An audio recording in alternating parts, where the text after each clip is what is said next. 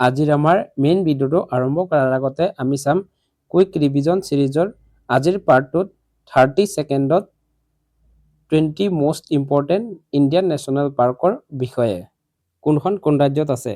Jim Corbett national park Uttarakhand, Kaziranga national park Assam, ৰাণথম্বুৰ national park Rajasthan, Giri national park Gujarat, Sundarban national park west Bengal, Bandipur national park Karnataka, Periyar national park Kerala, Kanha national park Madhya Pradesh, Bandhavgarh national park Madhya Pradesh, তডবা national park Maharashtra, Manas national park Assam, দাচিংগাম national park Jammu and Kashmir, Hemis national park Ladakh, Nanda Devi national park Uttarakhand, Simlipal national park Odisha, Keoladeo national park Rajasthan, silent valley national park Kerala, valley of flowers national park Uttarakhand, great Himalayan national park Himachal Pradesh, চিৰখা national park Rajasthan.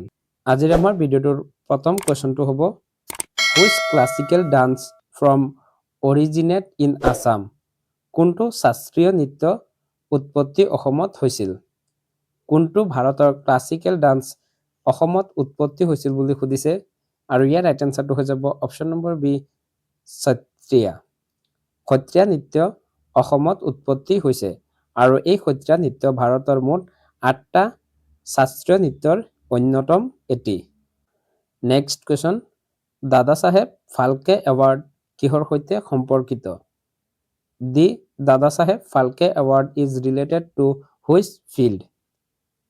কিহৰ সৈতে জড়িত বুলি সুধিছে আৰু ইয়াৰ right এনচাৰটো হৈ যাব অপশ্যন নম্বৰ চি চিনেমা।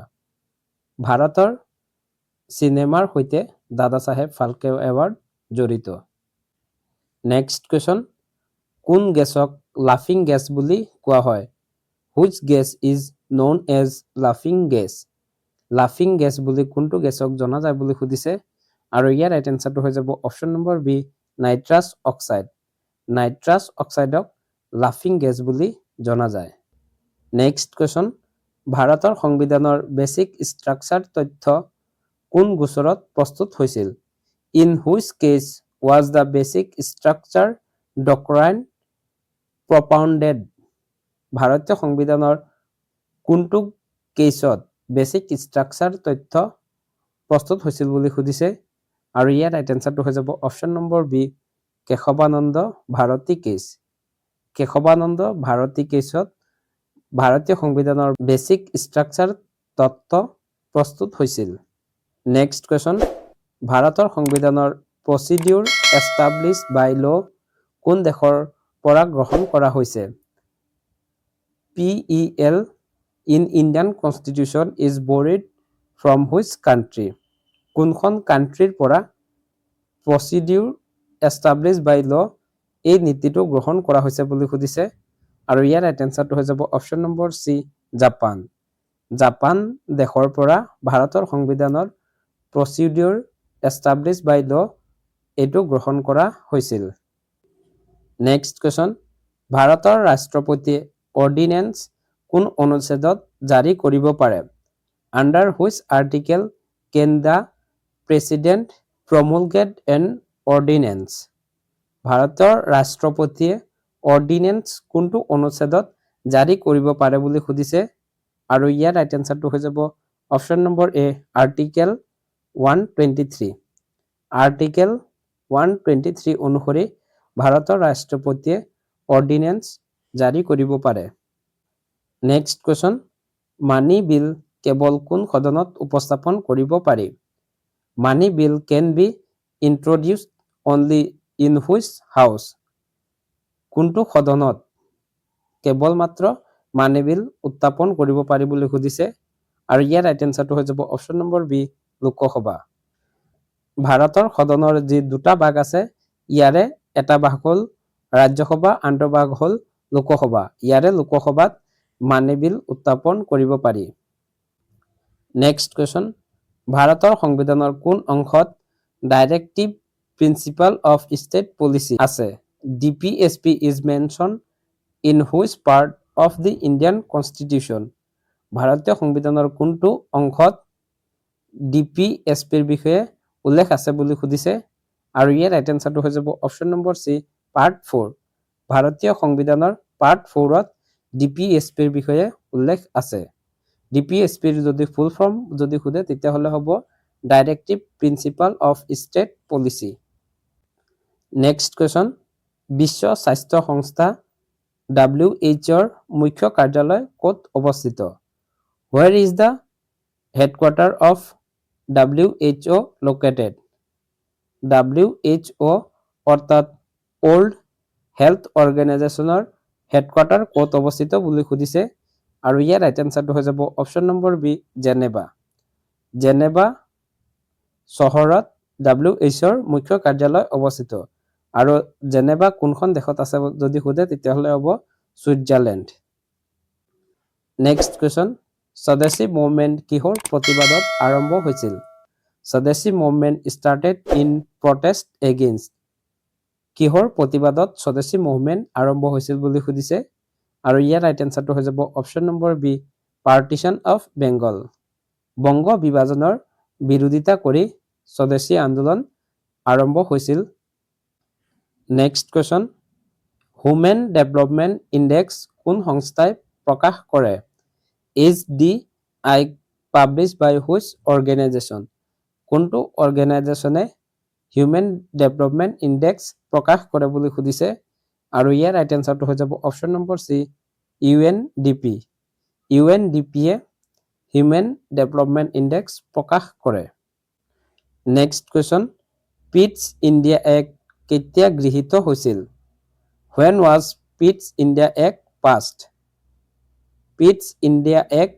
কেতিয়া গৃহীত হৈছিল বুলি খুদিছে আৰু ইয়াৰ ৰাইট এনসাৰটো হৈ যাব অপশ্যন নম্বৰ বি 1784 পিটৰ ভাৰত শাসন আইন 1784 চনত গৃহীত হৈছিল নেক্সট কোৱেশ্চন কেশৱানন্দ ভাৰতী ৰায়দান 1973 কিহৰ সৈতে জড়িত Kesavananda Bharati case is related to Kesavananda Bharati ৰায়দান 1973 চনত হৈছিল আৰু এইটো কিহৰ সৈতে জড়িত বুলি খুদিছে ইয়াৰ ৰাইট এনসাৰটো হৈ যাব option number B basic structure doctrine basic structure ডক্টৰাইনৰ সৈতে কেশৱানন্দ ভাৰতী ৰায়দান জড়িত আছিল next question currency note press ভাৰতত ক'ত অৱস্থিত currency note press in India is located at ভাৰতৰ কোনখন ঠাইত কাৰেন্সি নোট প্ৰেছ আছে বুলি খুদিছে আৰু ইয়াৰ ৰাইট এনসাৰটো হৈ যাব অপশ্যন নম্বৰ এ নাসিক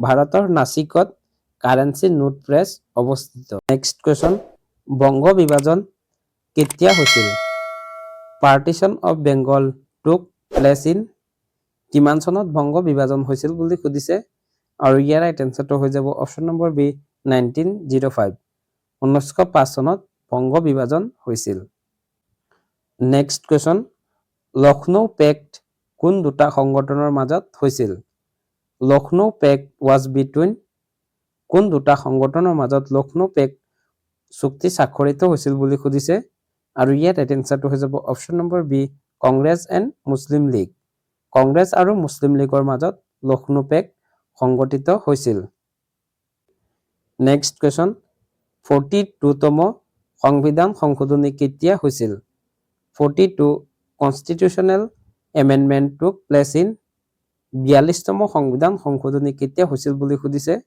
আৰু ইয়াৰ ৰাইট এনসাৰটো হৈ যাব অপশ্যন নম্বৰ সি 1976 1976 চনত 42তম সংবিধান সংশোধনী হৈছিল নেক্সট কোৱেশ্চন ভাৰতৰ কোনটো পৰ্বত শ্ৰেণী আটাইতকৈ পুৰণি which is the oldest mountain range of India ভাৰতৰ আটাইতকৈ পুৰণি মাউণ্টেন ৰেঞ্জ কোনটো আছিল বুলি খুদিছে আৰু ইয়াৰ ৰাইট এনসাৰটো হৈ যাব option number B Aravalli Aravalli হ'ল ভাৰতৰ আটাইতকৈ পুৰণি পৰ্বত শ্ৰেণী নেক্সট কোৱেশ্চন ইআই নিনো কোন মহাসাগৰৰ সৈতে জড়িত ইআই নিনো ইজ ৰিলেটেড হুইচ অচিয়ান কোনখন মহাসাগৰৰ সৈতে ইআই নিনো জড়িত বুলি খুদিছে আৰু ইয়াৰ ৰাইট এনসাৰটো হৈ যাব অপশ্যন নম্বৰ সি পেচিফিক অচিয়ান প্ৰশান্ত মহাসাগৰৰ সৈতে ইআই নিনো জড়িত নেক্সট কোৱেশ্চন ভাৰতৰ কোন বন্দৰ